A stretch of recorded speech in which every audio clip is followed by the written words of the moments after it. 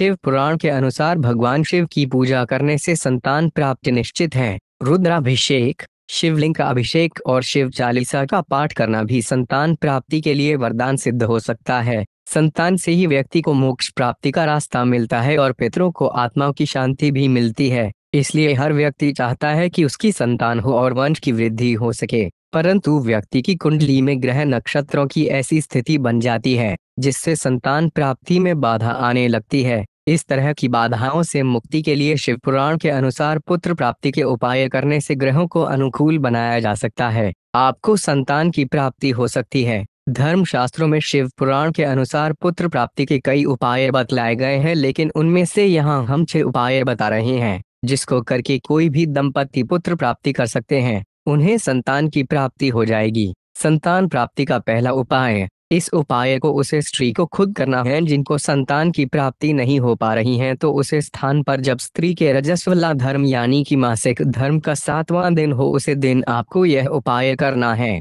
इस उपाय में आपको सफेद आंकड़े की जड़ की आवश्यकता होगी। इस उपाय को तुमरुका महादेव जी का नाम लेकर उसे नारी के घर के किसी एक सदस्य को यह उपाय मंदिर में जाकर करना है, क्योंकि स्त्री रजस्वला धर्म में होगी तो वह मंदिर में नहीं जा सकती और इस उपाय को नहीं कर सकती हैं। रजस्वला धर्म के 7वें दिन आपको अपने घर की किसी इस सदस्य को शिव जी के मंदिर भेजना है और उसके साथ में आंकड़े की जड़ भी भेजना है। उस आंकड़े की जड़ को भगवान शिव जी के शिवलिंग के ऊपर से 21 बार तुमरुका का महादेव जी का नाम लेकर घूमना है। उसके बाद उसे आंकड़े की जड़ को जिस स्त्री की संतान नहीं हो रही हो उसे उसकी कमर में किसी लाल धागे में उसे बांध लेना चाहिए। उसके बाद में एक पीपल का पत्ता अवधूतेश्वर महादेव का नाम लेकर भगवान शिव जी के शिवलिंग पर चढ़कर उसे गाय के दूध में उबालकर उसे दूध को अगर पति पत्नी रात में पीकर सोते हैं तो 3 महीने में भगवान शिव उस स्त्री की गोद भर देते हैं। संतान प्राप्ति का दूसरा उपाय, इस उपाय को उसे स्त्री को खुद करना है जिसको संतान की प्राप्ति नहीं हो रही है।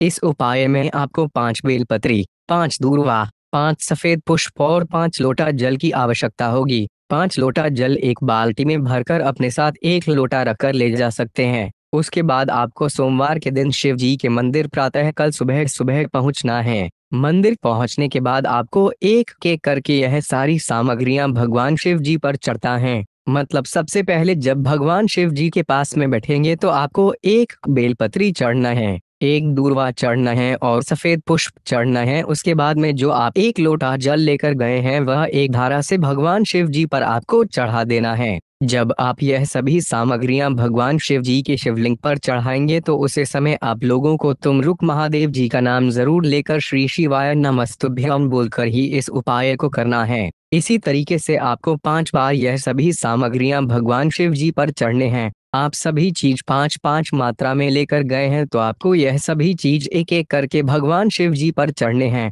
उसके बाद में आखिरी में जब आप बेलपत्र, दूर्वा, सफेद पुष्प और जल चढ़ाएंगे तो आखिरी में आपको वही जल धारी से थोड़ा सा जल झेल कर लाना है। इस जल को आपको उस स्त्री को पिलाना है जिसको संतान की प्राप्ति न हो रही हो। इस उपाय को आपको कम से कम 5 सोमवार तक करना है। जब आप इस उपाय को कर लेंगे तो उसके 3 महीना के अंदर आपको संतान की प्राप्ति की खुशखबरी जरूर मिल जाएगी। शिव पुराण के अनुसार पुत्र प्राप्ति का तीसरा उपाय, इस उपाय को करने के लिए आपको लगातार 11 सोमवार तक 11 कन्याओं को अपने घर में भोजन कराना होगा। और अगर आप ऐसी परिस्थिति में हैं जहां पर आप अपने घर में 11 कन्याओं को भोजन नहीं करा सकते हैं तो भी आपको निराश होने की आवश्यकता नहीं है। आप लगातार 11 सोमवार तक किसी भी अनाथ आश्रम जाकर वहां पर बच्चों में भोजन वितरण कर सकते हैं। एक बात का विशेष ध्यान रखें कि जो भी भोजन आप बच्चों में बांटें वह अपने हाथों से ही बनाएं, उसे बाजार से ना खरीदें, अन्यथा आपको इस उपाय का लाभ प्राप्त नहीं होगा।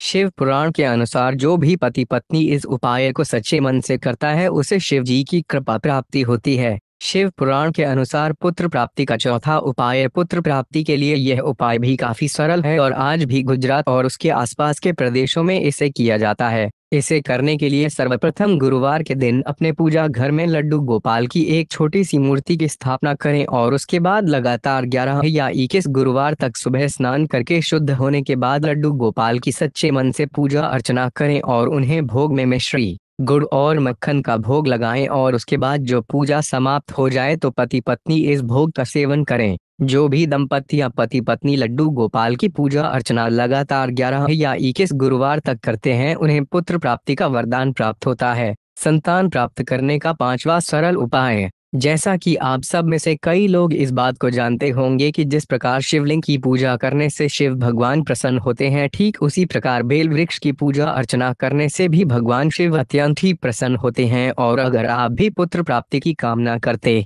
हैं तो इस उपाय को आपको जरूर करना चाहिए। भगवान शिव को प्रसन्न करके पुत्र प्राप्ति का वरदान प्राप्त करने के लिए हर सोमवार सूर्य अस्त होने के बाद बेल वृक्ष के नीचे 11 दिया जलाएं और ध्यान रखें कि दिए जलाने के लिए केवल घी का ही प्रयोग करें और दिए को जलाने के बाद बेल वृक्ष के 3 परिक्रमा करें और उसके बाद सच्चे मन से अपनी मनोकामना और प्रार्थना करें। कुछ ही समय पश्चात आप देखेंगे कि आपकी मनोकामना पूर्ण होने लगी है। शिव पुराण के अनुसार पुत्र प्राप्ति का छठा उपाय। हमारे पौराणिक शास्त्रों में पेड़ और वनस्पतियों को काफी महत्व दिया गया है, क्योंकि इनमें साक्षात ईश्वर का वास होता है और इसीलिए इनकी सेवा और पूजा अर्चना करने से भी मनुष्य को कई गुना अधिक लाभ प्राप्त होता है। शास्त्रों के अनुसार अगर आप भी संतान या पुत्र सुख से वंचित हैं और पुत्र प्राप्ति की मनोकामना रखते हैं तो आपको इस उपाय को जरूर करना चाहिए। यह उपाय काफी सरल है और कोई भी आम इंसान इसे आसानी से कर सकता है। इस उपाय को करने के लिए आप अपने आंगन में या किसी ऐसी सुरक्षित जगह में सुबह 11 बजे